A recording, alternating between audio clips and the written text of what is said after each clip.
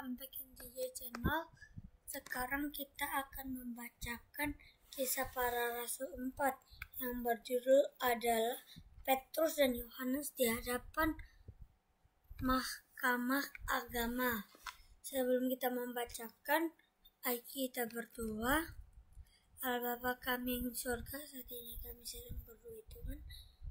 Berkatlah saat ini kami sedang berdoa Tuhan, berkatlah kami mau baca Alkitab itu Tuhan Yesus, kami mau berdoa, amin.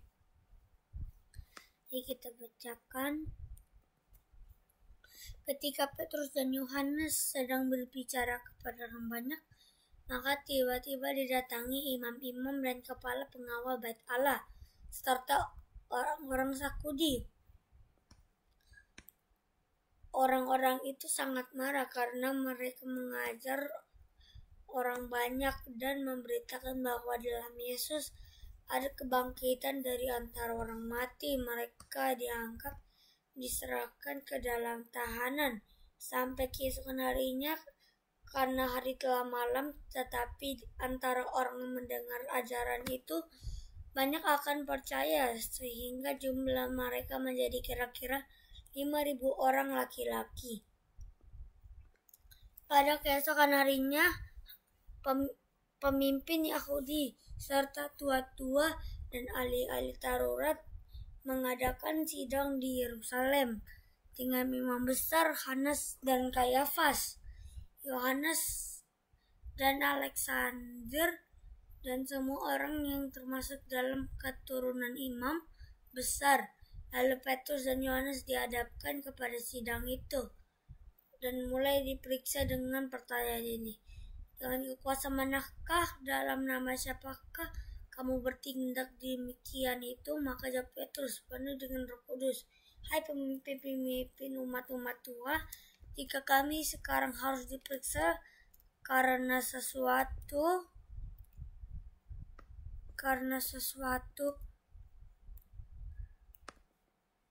sekarang kami harus diperiksa karena suatu kewajiban kepada seorang sakit harus menerangkan dengan kuasa kamu sekalian dan oleh seluruh umat Israel bahwa dalam nama Yesus Kristus orang Nazaret yang telah kamu salibkan,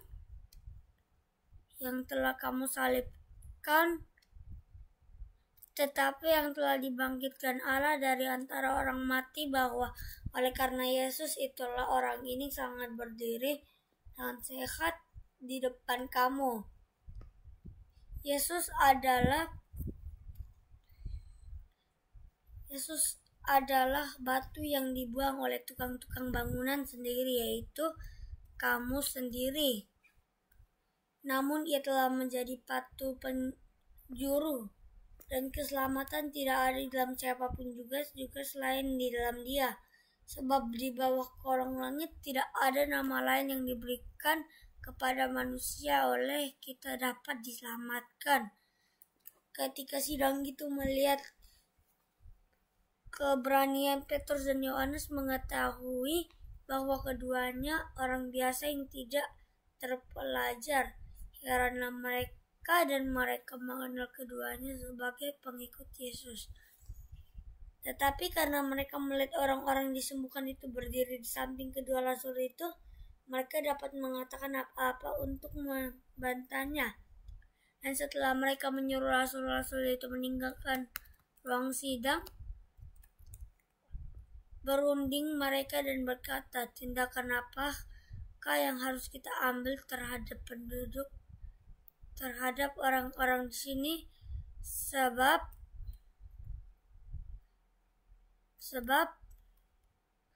telah nyata kepada semua penduduk Yerusalem bahwa mereka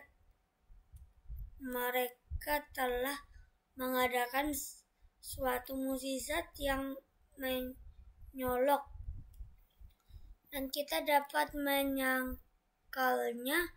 Tetapi supaya hal itu jangan makin luas terjadi di antara orang banyak, Baiklah, kita mengancam dan melarang mereka supaya mereka jangan bicara lagi dengan siapapun dalam nama itu. Dan setelah keduanya disuruh masuk, mereka diperintahkan supaya sama sekali jangan berbicara atau mengajar lagi dalam nama Yesus. Tetapi Petrus dan Yohanes menjawab mereka, "Silakan kamu putuskan sendiri manakah yang benar di hadapan Allah, taat kepada kamu atau taat kepada Allah, sebab tidak mungkin bagi kami untuk tidak berkata-kata tentang apa yang kami lihat dan yang telah kami dengar." Mereka semakin keras mengancam rasul-rasul itu, tetapi akhirnya mereka lepaskan mereka juga, sebab sidang tidak melihat jalan untuk menghukum mereka karena akan takut kepada orang banyak yang memuliakan nama Allah. Berhubung dengan apa yang telah terjadi, orang-orang yang disembuhkan oleh mukjizat itu sudah lebih dari 40 tahun umurnya.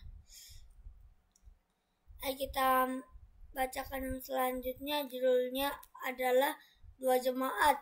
Sesudah dilepaskan, pergilah Petrus dan Yohanes kepada teman-teman mereka, lalu menceritakan segala sesuatu yang dikatakan imam-imam kepala dan tua-tua kepada mereka. Hal itu berseru mereka bersama-sama kepada Allah, katanya, "Ya Tuhan, Engkaulah yang menjadikan langit dan bumi, laut segala isinya, dan Roh Kudus dengan perantara hamba-Mu Daud, Bapa kami. Engkau telah berfirman, mengapa rusuh bangsa-bangsa, mengapa suku-suku bangsa mereka perkara yang sia-sia, raja dunia bersiap-siap, para pembesar berkumpul untuk melawan Tuhan yang diurapinya. Sebab sesungguhnya telah berkumpul di dalam kota ini Herodes dan Pontius Pilatus beserta bangsa-bangsa dan suku-suku bangsa Israel melawan Yesus yang kudus dan yang telah Engkau urapi, untuk melaksanakan segala sesuatu yang telah Engkau tentukan dari semula oleh kuasa dan kehendak-Mu. Dan sekarang ya Tuhan, lihatlah bagaimana mereka mengancam kami, dan berikannya kepada hamba-hamba-Mu keberanian untuk memberitakan firman-Mu. Ulurkanlah tangan-Mu untuk menyembuhkan orang, dan adakah tanda-tanda mukjizat oleh nama Yesus, hamba-Mu yang kudus. Dan ketika mereka sedang berdoa, goyanglah tempat mereka berkumpul di situ, dan mereka semua penuh dengan Roh Kudus, lalu memberitakan firman Allah dengan berani. Ayo kita bacakan yang terakhir, judulnya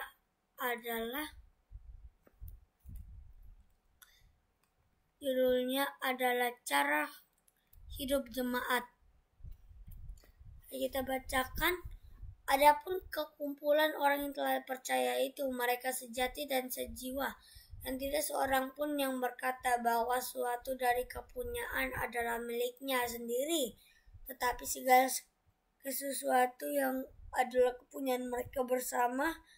Dan dengan kuasa yang besar, rasul-rasul memberi kesaksian tentang kebangkitan Tuhan Yesus, dan mereka semua hidup dalam kasih karunia yang melimpah-limpah, sebab tidak ada seorang pun yang berkekurangan di antara mereka, karena semua orang yang telah mempunyai tanah atau rumah menjual kepunyaan itu, dan hasil penjualan itu mereka bawa dan mereka letakkan di bagi kaki rasul-rasul, lalu dibagi-bagikan kepada setiap orang sesuai dengan keperluannya. Demikian pula dengan Yusuf yang oleh rasul-rasul disebut Barnabas, artinya anak penghiburan, seorang Lewi dari Siprus. Ia menjual ladang miliknya dan membawa uang itu dan meletakkannya di kaki rasul-rasul.